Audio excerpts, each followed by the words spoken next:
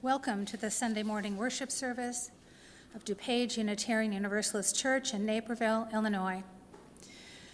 As Unitarian Universalists, we hold that there are many paths to truth and meaning, and we support one another on our spiritual and religious journeys.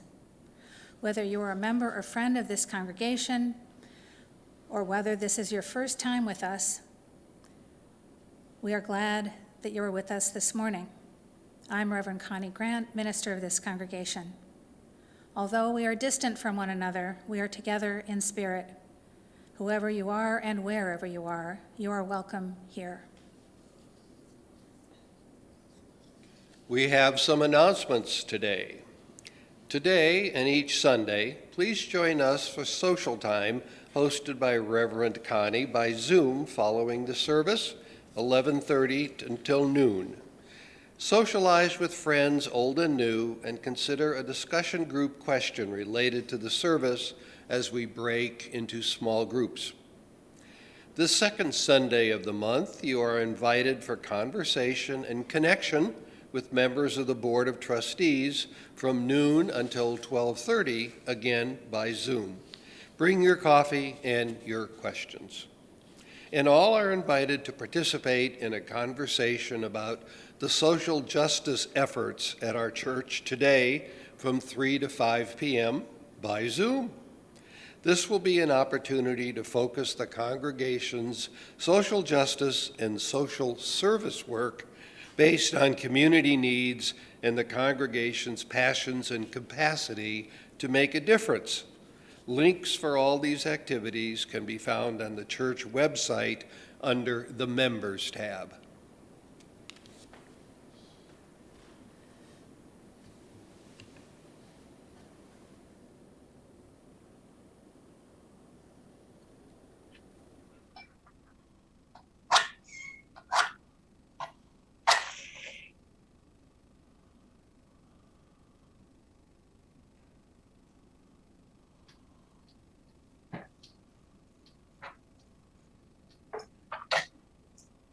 Blessed is the fire that burns deep in the soul. It is the flame of the human spirit, touched into being by the mystery of life.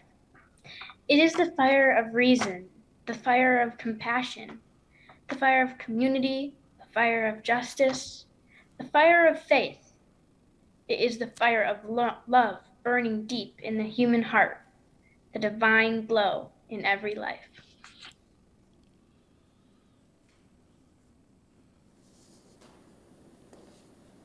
We gather here to worship, to seek the truth, to grow in love, to join in service, to celebrate life's beauty and find healing for its pain, to honor our kinship with each other and with the earth, to create a more compassionate world, beginning with ourselves, to wonder at the mystery that gave us birth, to find courage for the journey's end, and to listen for the wisdom that guides us in the quietness of this moment.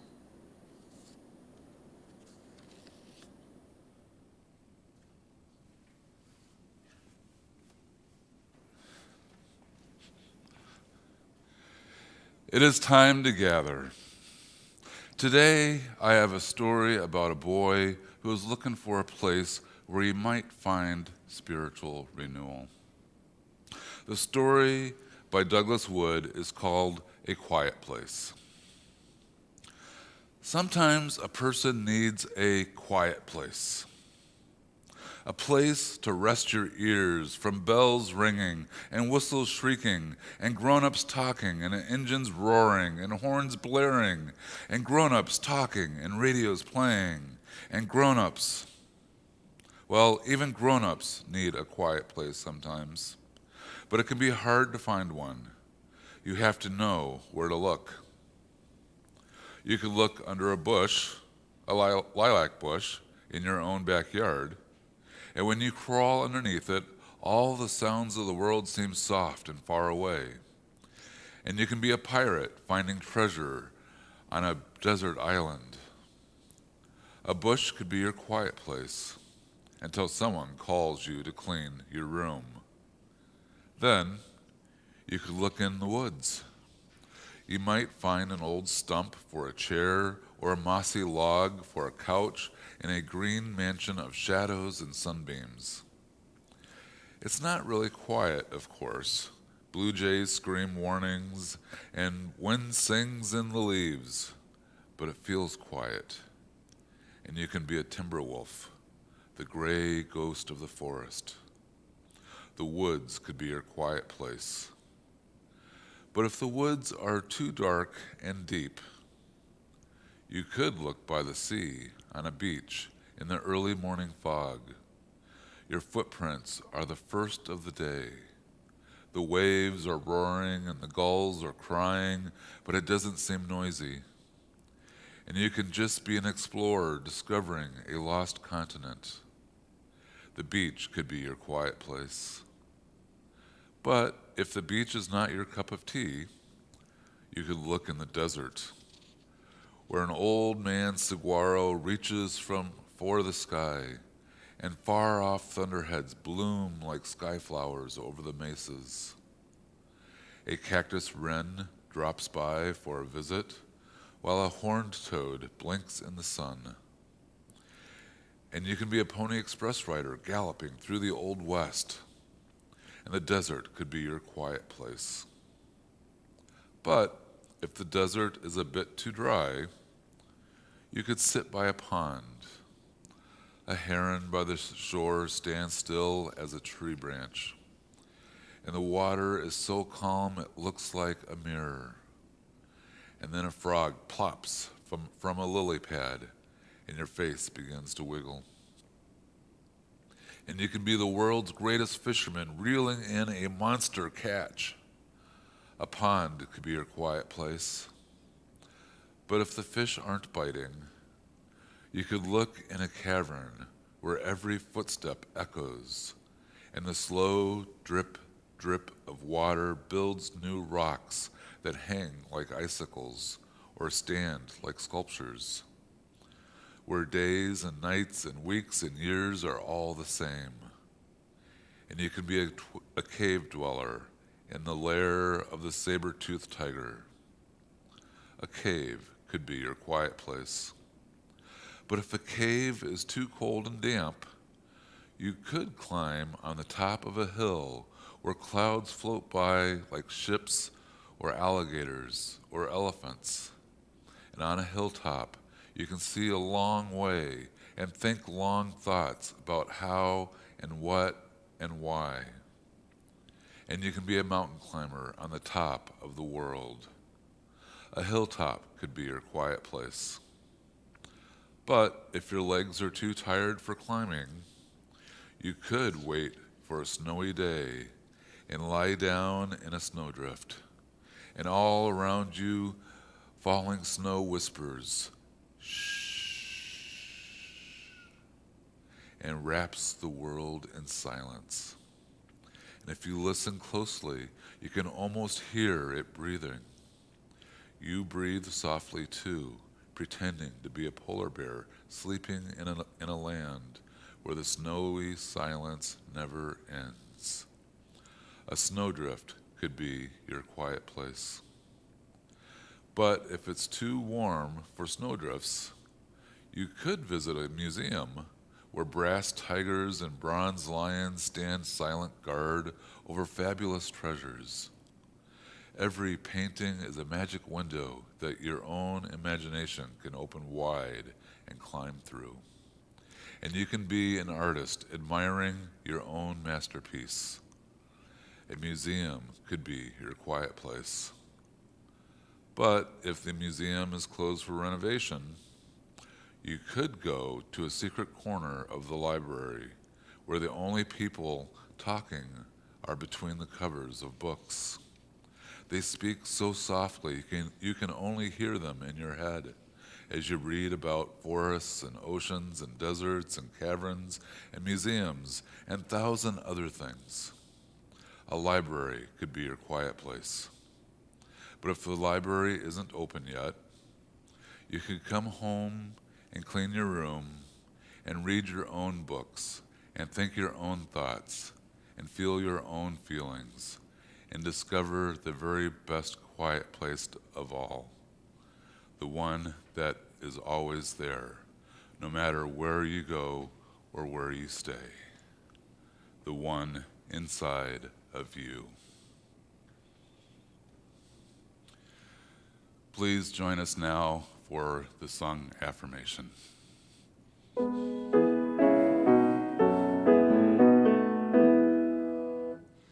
Let all the beauty we have known illuminate our hearts and minds. Rejoice in wonders daily shown, in faith and joy and love that binds.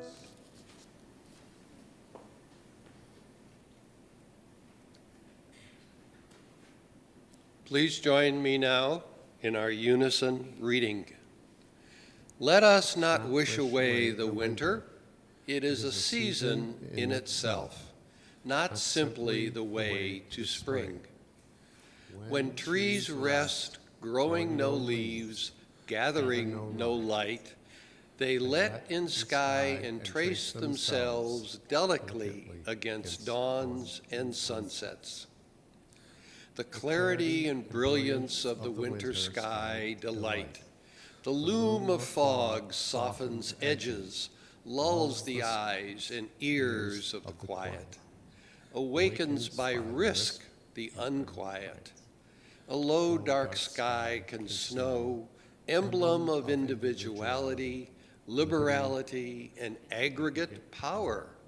Snow invites to contemplation and to sport. Winter is a table set with ice and starlight. Winter dark tends to warm light, fire and candle. Winter cold to hugs and huddles. Winter wants to gifts and sharing. Winter danger to visions, plans, and common endeavoring. And the zest of narrow escapes, winter tedium to merrymaking. Let us therefore praise winter, rich in beauty, challenge, and pregnant negativities.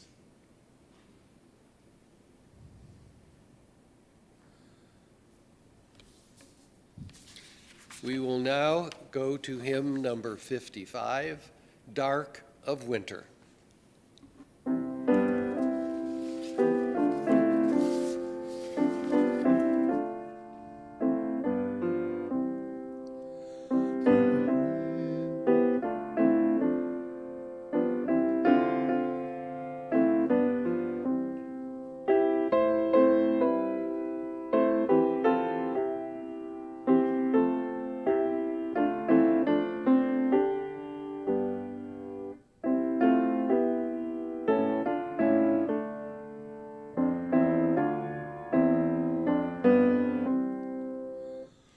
Dark of winter, soft and still, your quiet calm surrounds me.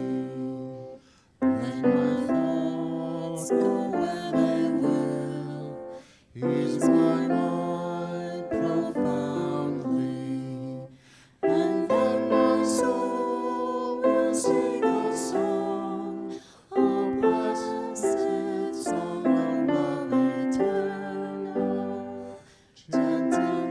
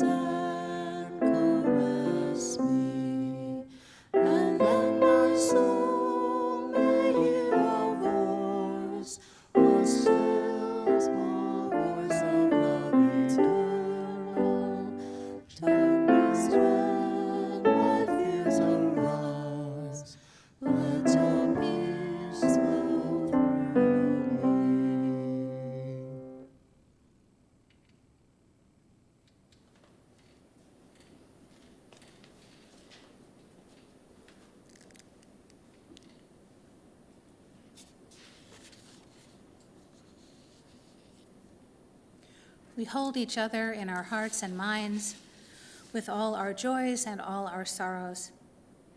We remember those who are experiencing losses of various kinds and those facing health challenges. We are aware that many are faced with heightened difficulties presented by these times that continue to be challenging for all. Even when the cares of the world weigh on us, may we find joy in our connections with each other and in the pleasures that life holds. Let us care for one another and for ourselves in all the ways we can.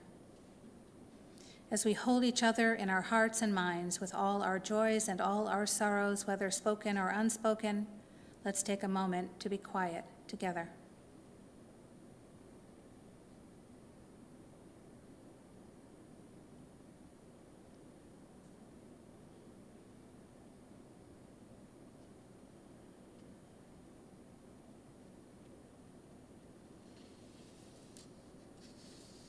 A Prayer for These Times by Kenneth Langer.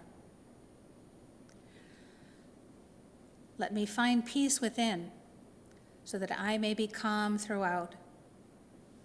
Let me find silence within, so that I may find compassion throughout. Let me be reminded that some things are worth waiting for. Let me be reminded that the journey is more important than reaching the destination. Let me see that the non-doing is as much a part of life as the doing. Let me be reminded that it is in these moments of holding on that I can find quietude and renewal. It is within these times of inaction that I can find rest. It is in these times of emptiness that I can become full.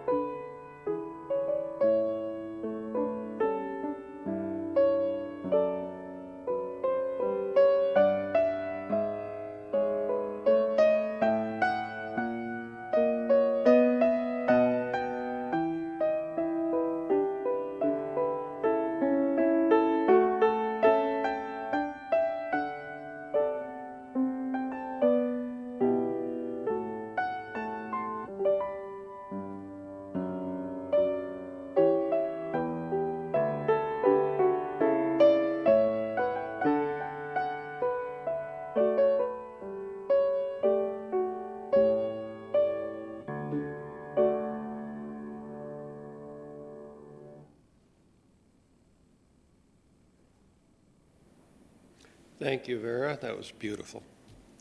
Each month, we share our offerings with an organization nominated by congregants and selected by our community outreach team. The January special offering will benefit Do UUC's Smile Project, and in a moment, we'll see a video highlighting the work of the Smile Project. I remind you that donations to support the Smile Project and our church can be made through the church website or by mailing a check to the church office. Contributions are given and received in a spirit of generosity and gratitude. We'll now show the video.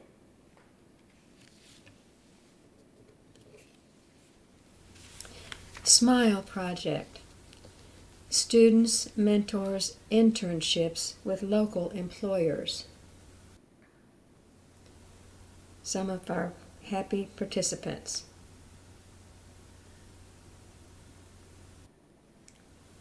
Congregation of DUUC meets the Smile students and mentors with a standing ovation. The Smile Project matches students with mentors in a workplace environment.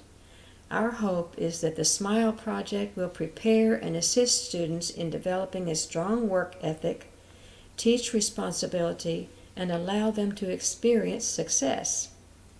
The Social Justice Committee knew that a positive relationship with a committed mentor at a critical point in a teen's development could result in that teen experiencing the personal satisfaction that comes with success.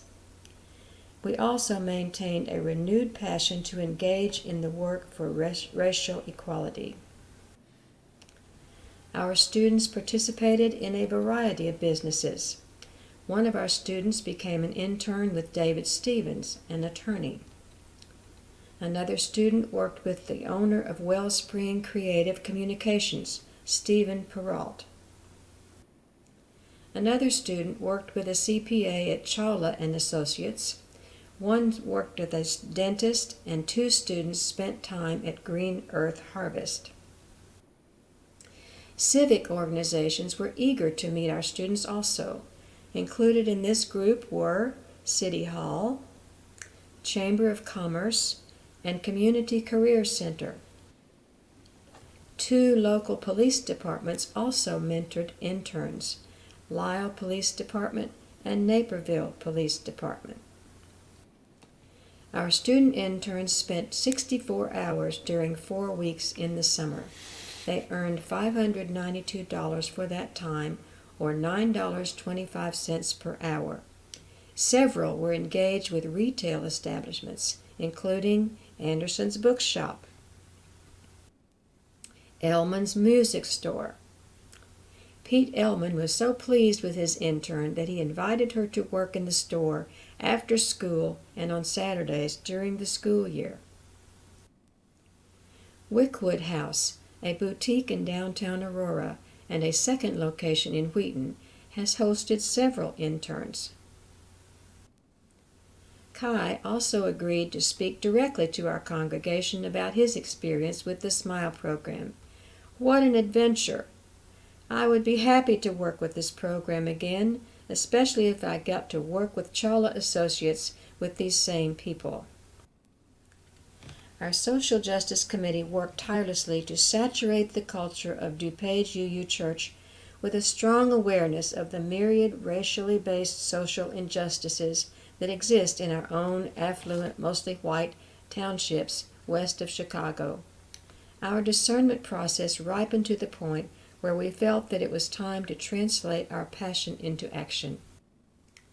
Our students were high school age and would be going into sophomore, junior, or senior year in the fall. Parents were also provided a $100 stipend to assist with transportation costs. 2 other groups of participating mentors came from 2 museums, the SciTech Museum in Aurora and DuPage Children's Museum in Naperville. The other group that seemed to enjoy having our students included 3 food pantries: Aurora Interfaith Food Pantry, Loaves and Fishes, and the Marie Wilkinson's Food Pantry. Congregational education and engagement were key to our discernment. Our committee visited other churches and listened to how they were approaching their social justice ministries. We held monthly forums on prison ministry, racial diversity, and Black history. One of our fundraisers was a 5K run or 2-mile walk named The Human Race. Fundraising, fun in the sun. Jim Wharton and crew organized a fantastic and very popular rock and roll show with all of the benefits going to the Smile Project, a smash hit. The original idea for Smile had come from Proviso Township Ministerial Alliance Network, a group of ministers from Maywood who conceived of the 444 plan. Their students worked 4 hours a day, 4 days a week for 4 weeks. Reverend Johnson from P.T. Mann, shown here, attended our celebration ceremony.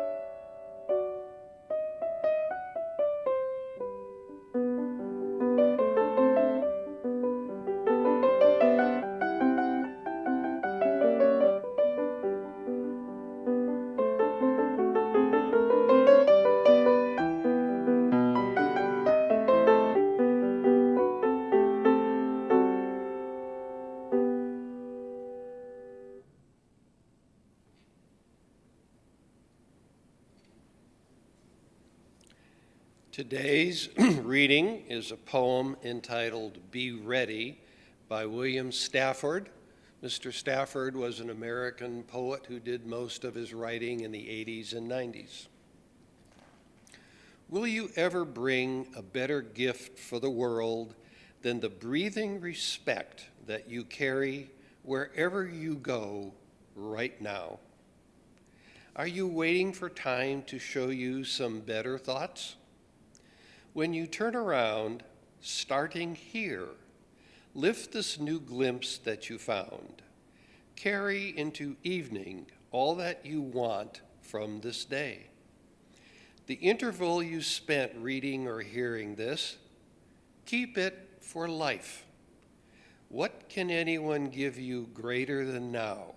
Starting here, right in this room you're in, when you simply turn around.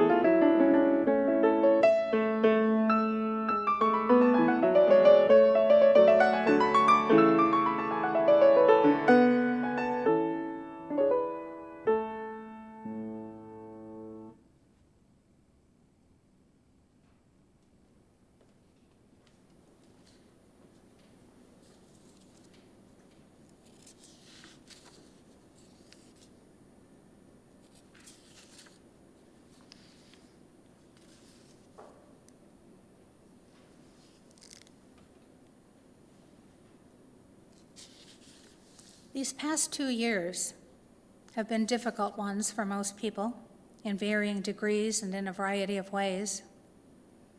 This time has revealed personal and societal vulnerabilities, discrepancies in the ways that people of color not only are impacted by the coronavirus itself, but by systemic injustice in this country. Even when some of us have had the luxury of mostly staying home, others have had to be in contact with others because they need to make a living and to be of service.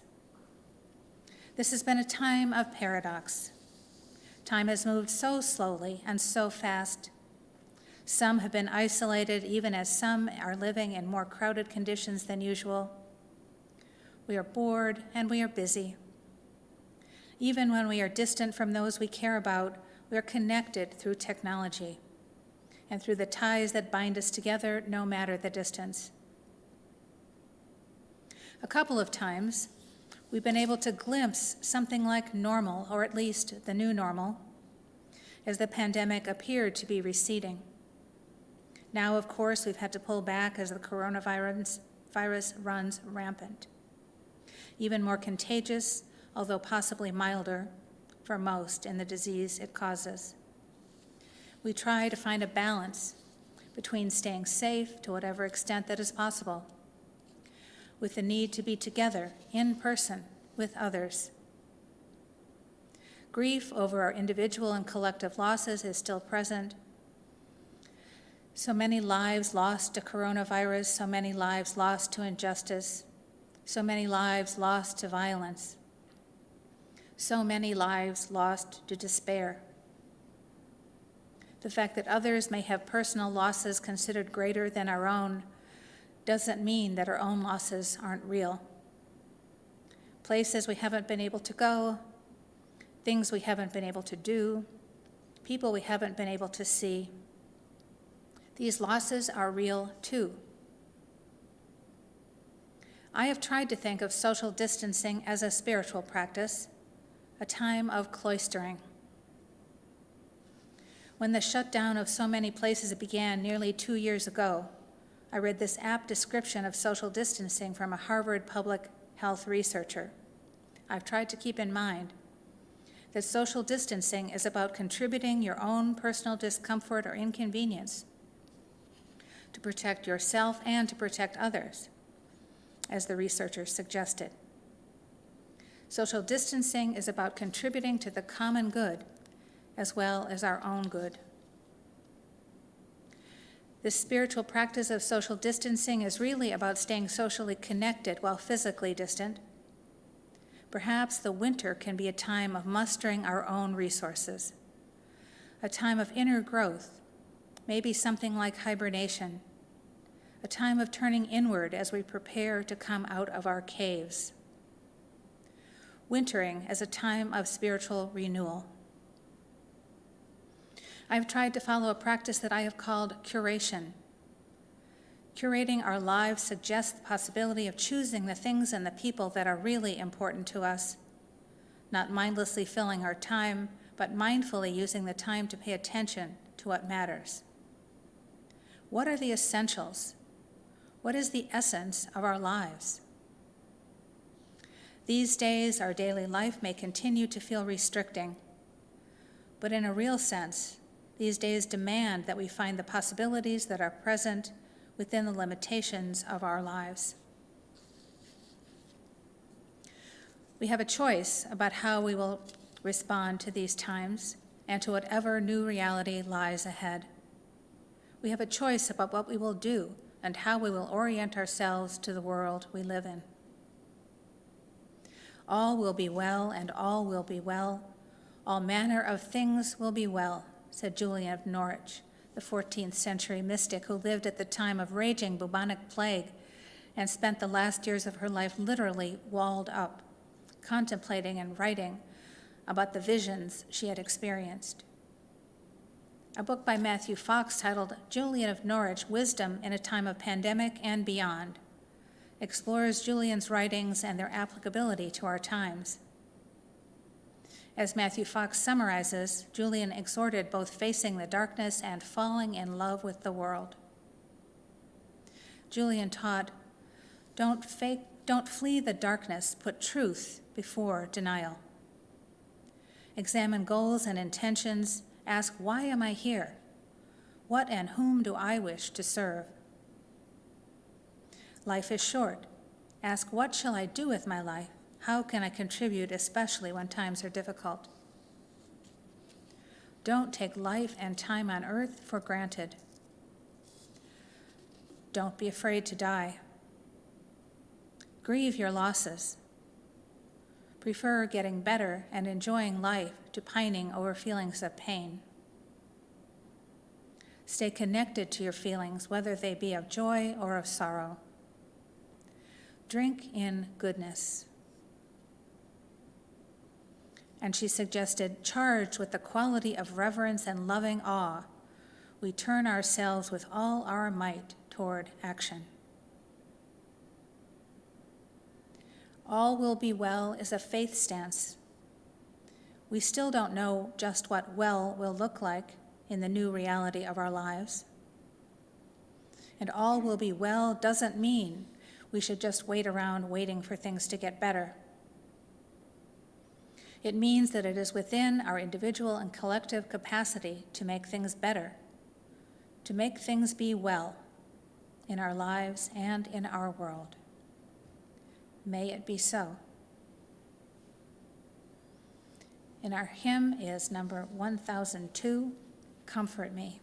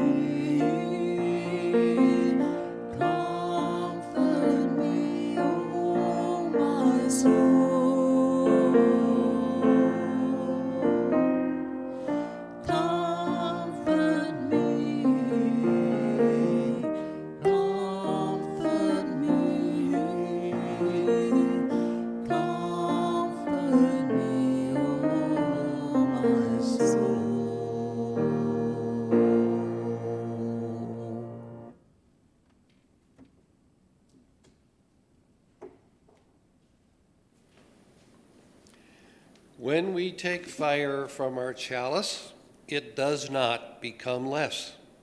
It becomes more.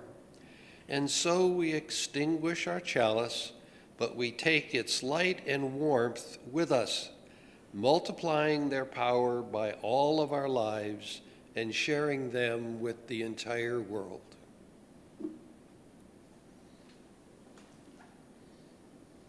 And may we live our lives fully and creatively so that we may be a blessing to ourselves, to each other, and to all those whose lives we touch.